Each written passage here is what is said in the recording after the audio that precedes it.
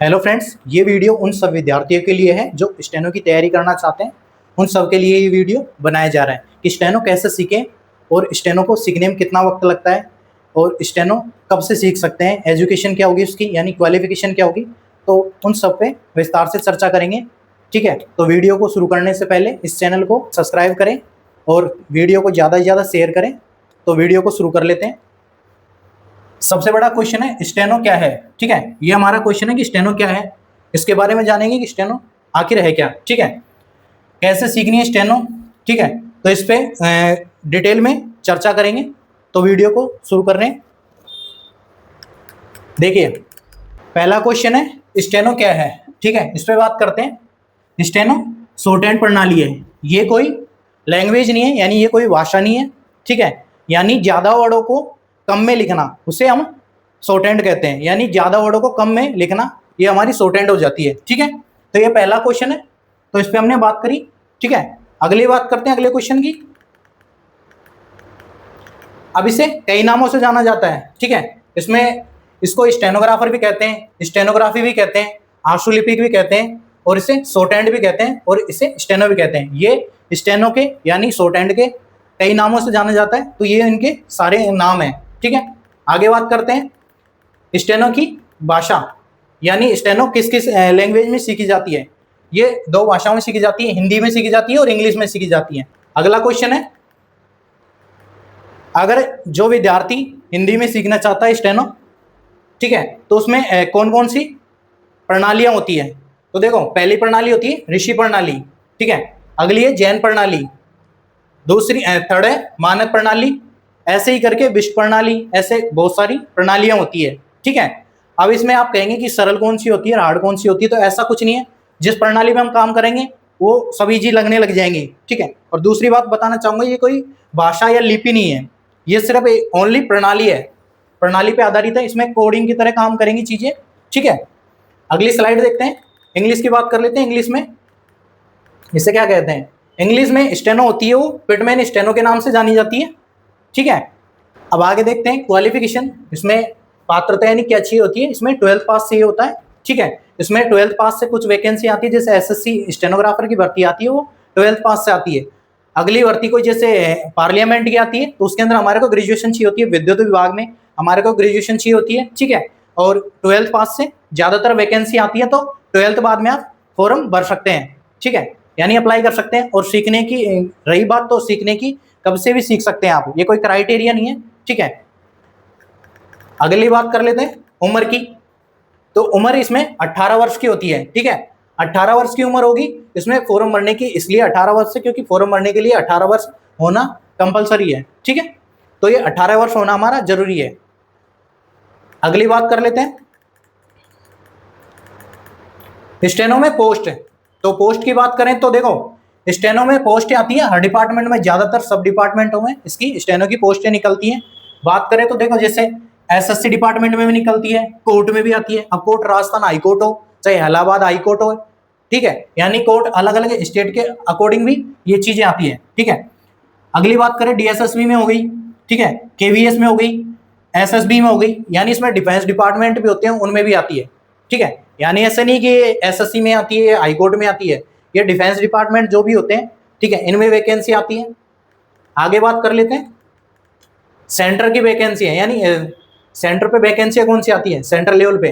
तो एसएससी की वैकेंसी हो गई पहले, तो जो हर साल डिपार्टमेंट द्वारा निकाली जाती है। दूसरी बात कर लेते हैं डी ट्रिपल एसएसबी। ठीक है, डीएसएसबी में वही एसएससी की तरह प्रोसेस होता है।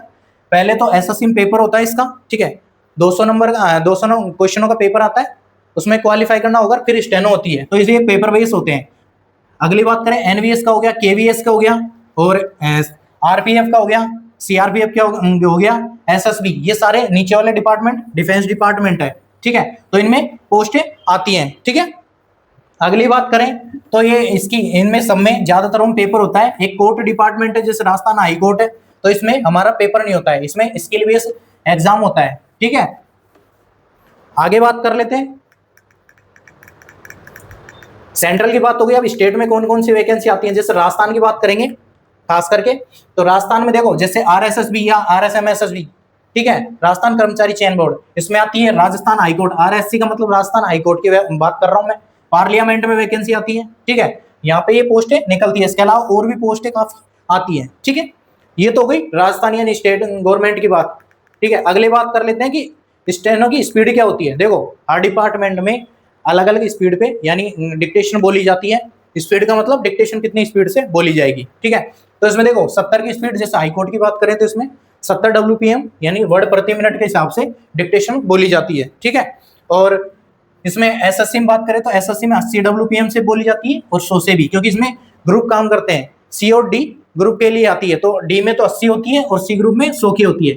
160 की बात करें तो 160 WPM हमारे पार्लियामेंट में बोली जाती है, ठीक है। तो ये इनके स्पीड का रह गया कि डिक्टेशन स्पीड से बोली जाएगी। अगली बात कर लेते हैं स्टेनो कौन सी सीखे। अब देखो स्टेनो सीखने की बात रही तो आप हिंदी में सीखे इंग्लिश में, ये आप पे डिपेंड करता है। डिपेंड का मतलब ये है कि अगर आपकी इंग्लिश ठीक है, इंग्लिश पे स्पेशल बात करें तो ठीक है। ये तो हो गई भाई ओवरऑल पेपर पे बात करने की। भाई एसएससी में 3 सब्जेक्ट आते हैं, रीजनिंग आती है, जीके आती है, स्टैटिक जीके यानी सेंट्रल की, ठीक है। उसके बाद में क्या नाम से इंग्लिश आती है। तो अब मैं इंग्लिश की बात करता हूँ, स्टेनो की इंग्लिश में 100 नंबर की इंग्लिश आती है स्पेशल। तो इंग्लिश में आपके 85 प्लस 85 छोड़ो 90 नंबर यानी 90 नंबर आपके आने ही चाहिए। अगर आपके 90 आ रहे हैं, 90 नंबर आसानी से ला सकते हो, तो आपको इंग्लिश से स्टेनो करनी चाहिए, ठीक है। यानी इससे पता लगता है कि आपकी इंग्लिश अच्छी है। और दूसरी बात क्या, अगर आप सीबीएसई बोर्ड से हैं, इनको हिंदी पढ़ने में दिक्कत आती है ना बच्चों को, तो उनको हमेशा इंग्लिश से यानी पिटमेन स्टेनो से करनी चाहिए, पिटमेन शॉर्ट हैंड से करनी चाहिए, ठीक है। और रही हिंदी की बात, तो हिंदी से ज्यादातर कर सकते हैं, ऋषि प्रणाली से कर लो, विश्व प्रणाली से कर लो, जैन से कर लो, तो इसी प्रणाली से आप कर सकते हो, ठीक है।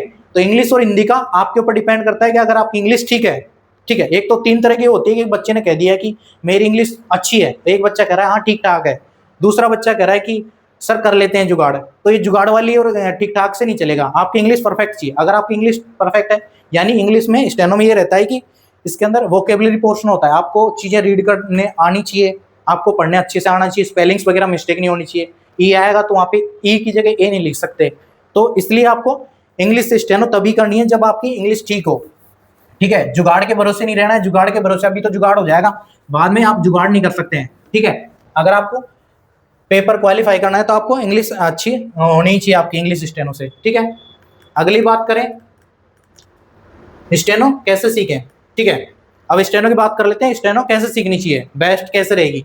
अब स्टेनो ऑनलाइन भी सिखाते हैं कई लोग और ऑफलाइन भी सिखाते हैं, जैसे हम ऑफलाइन भी सिखाते हैं ऑनलाइन भी सिखाते हैं। तो ऑनलाइन मेरी नज़र से ऑनलाइन ठीक नहीं रहेगी, क्योंकि स्किल कभी आप ऑनलाइन नहीं सीख सकते हो। कैसे, जैसे टाइपिंग करते हैं तो हम टाइपिंग में क्या नाम से उसको ऑनलाइन समझा तो सकते नहीं है, आपको बताने पड़ेंगे कि उसके ऊपर हाथ कीवर्ड पे कैसे हाथ रखने पड़ेंगे, वो सारी चीज़ें पोजीशन वगैरह सारी चीज़ें बतानी पड़ेंगी हमारे को।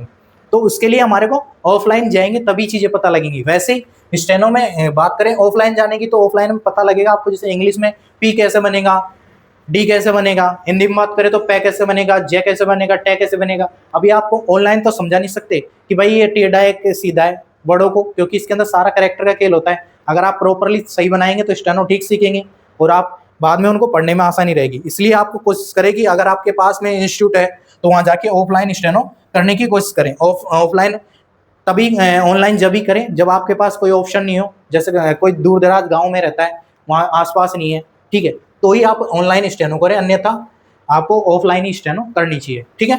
आगे बात कर लेते हैं स्टेनो में कितने दिन लगते हैं सीखने में, यानी कितने दिन में स्टेनो सीखी जा सकती है। तो देखो नॉर्मल से बेसिक सी बात करें, चाहे आप इंग्लिश स्टेनो से हो चाहे हिंदी स्टेनो से हो, ठीक है। तो उसमें एक होता है, जैसे आप टाइपिंग करने जाओगे तो पहले तो उसके अपर रो, मिड रो, अपर रो, फिर लोअर, यानी ये चीज़ें सिखाई जाती हैं। तो वैसे ही स्टेनो में भी होते हैं कि पहले आपको इंग्लिश में जैसे बात कर लेते हैं पहले, तो इंग्लिश में आपको पहले उसके कैरेक्टर्स बताए जाएंगे कि उसके कैसे कैरेक्टर्स बनेंगे। कैरेक्टर्स से मेरा मतलब है कि उसके सिंबल, जैसे पी है तो पी कैसे बनेगा, ठीक है, उन्हें हम स्टॉक्स कहते हैं इंग्लिश में, ठीक है। तो स्टॉक्स कैसे बनेंगे, ठीक है। हिंदी में बात करें तो जैसे क है, ख है, ग है, ये सारी चीज़ें एक तरह से वर्ड कैसे बनेंगे, तो इन पे आपको पता लगाने के लिए टाइम लगता है, सीखने के लिए टाइम लगता है, डेली प्रैक्टिस करनी पड़ती है, ठीक है। दिन में कम से कम 4-5 पेज आपको, कम से कम बता रहा हूँ, कम से कम 4-5 पेज आपको स्टेनो के करने ही होंगे, चाहे वो इंग्लिश स्टेनो से हो चाहे हिंदी स्टेनो से हो, ठीक है। दिन की बात रही तो देखो कम से कम 3 महीने में तो आप वो सीख पाते हो। एक बुक आती है, जैसे हिंदी में ऋषि प्रणाली से बात करूँ तो गया प्रसाद अग्रवाल की एक बुक आती है, ठीक है, उससे आपको बेस सिखाया जाएगा। वैसे स्टेनो पेडमैन से होती है, तो उसके अंदर भी क्या नाम से आपको पहले इसके वो बताए जाएंगे, स्टॉक्स बताए जाएंगे कि आपको पूरा ABCD सिखाया जाएगा कि उसके अंदर कैसे क्या है। वैसे इसके अंदर पूरा कक्का सिखाया जाएगा हिंदी में ऋषि प्रणाली से, ठीक है, यानी मैं ऋषि प्रणाली से तो उसकी बात कर रहा हूँ मैं, ठीक है। तो इसमें टाइम आपको 3 महीने तो उस बुक को सीखने में लगेंगे, यानी बेस आपका क्लियर होने में 3 महीने लगेंगे, ठीक है। अब इसमें आपकी 30 से 40 यानी ज्यादा नहीं 35 से 40 की स्पीड आपकी आ जाती है, ठीक है, क्योंकि इसमें शब्द चिन्ह वगैरह होते हैं, इंग्लिश में शॉर्ट फॉर्म्स होते हैं, ग्रामर फॉर्म्स जिससे बोलते हैं, ये होते हैं। तो ये आपको टाइम लगता है 3 महीने का, नॉर्मल आपको टाइम चीज इसमें आपकी 30 से 40 या 40 के आसपास स्पीड आ जाती है आपकी। अगर आपको कोई कहता है कि 6 महीने में स्टेनो सीख जाते हैं, तो ऐसा पॉसिबल नहीं है। देखो सच्चाई यही है, क्योंकि स्किल सीखते हैं तो उसमें टाइम लगता है। 6 महीने में आप ज्यादा से ज्यादा 70 और 75 की स्पीड कर सकते हैं। ये एक नॉर्मल स्टूडेंट की निशानी है। अगर आप ज्यादा ही टाइम दे रहे हो, स्टेनो को 10-10 घंटे पढ़ रहे हो, तब आप 6 महीने में 80 से 85 की स्पीड कर सकते हो, ठीक है। तो ये चीज होती है कि इस तरह से टाइम लगता है, यानी नॉर्मली मान के रखो, मान के रखना चाहिए आपको कि 1 साल के अंदर, 1 साल पूरा नहीं लगेगा, 1 साल के अंदर आपको स्टेनो आ जाएगी, यानी 80 से 85 की स्पीड आपकी आराम से हो जाएगी। 100 के आसपास आप लिख लेंगे, ठीक है। तो ये तो रही कि भाई इतने दिन में हम सीख सकते हैं, ठीक है। आगे बात कर लेते हैं कि स्टेनो हमने सीख ली। अब अच्छा टीचर होगा तो वो एक चीज बोलेगा कि स्टेनो कर रहे हो तो आप स्टेनो के साथ में टाइपिंग करो, क्योंकि स्टेनो को करने से ही कोई मतलब नहीं है, आपको टाइपिंग आनी ही चाहिए स्टेनो के साथ में, ठीक है, क्योंकि इसका ट्रांसलेट हमारा कंप्यूटर पे होता है। जब एग्जाम होता है तो वहाँ पे स्किल लिया जाता है, इसको स्टेनो टाइपिंग का होगा, इसको स्किल कहते हैं। तो स्किल लिया जाता है तो वहाँ पे क्या नाम से आपका देखा जाएगा, तो कंप्यूटर बेस होता है, तो आपको टाइपिंग आनी ही चाहिए, ठीक है।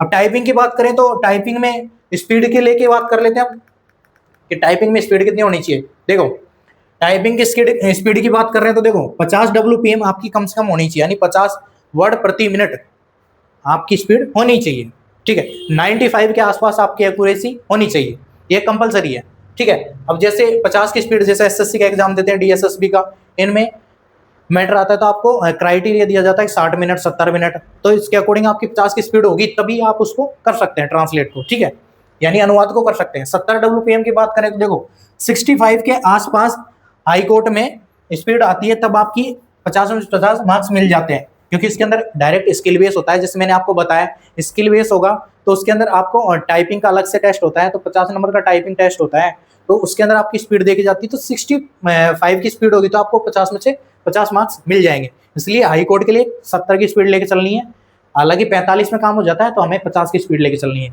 ठीक है। हमें चीजें एडवांस रख के चलनी है, तो 50 की स्पीड होनी चाहिए आपकी। अगर आप SSC वगैरह इनकी तैयारी कर रहे हो और हाई कोर्ट की तैयारी कर रहे हो, तो आपकी 70 की स्पीड होनी चाहिए टाइपिंग में, ठीक है। मैं राजस्थान गवर्नमेंट की बात कर रहा हूँ, राजस्थान हाई कोर्ट की, ठीक है। तो इसमें 70 की स्पीड मांगी जाती है, और टाइपिंग की स्पीड जितनी अच्छी होगी उतना बेस्ट है। इसका रीजन ये है कि अगर आपकी टाइपिंग स्पीड अच्छी होगी तो अनुवाद जल्दी कर लिया जाएगा आपके द्वारा, जल्दी कर लोगे तो उसको क्रॉस चेक कर सकते हो आप, ठीक है, और उसको प्रॉपरली कर सकते हो।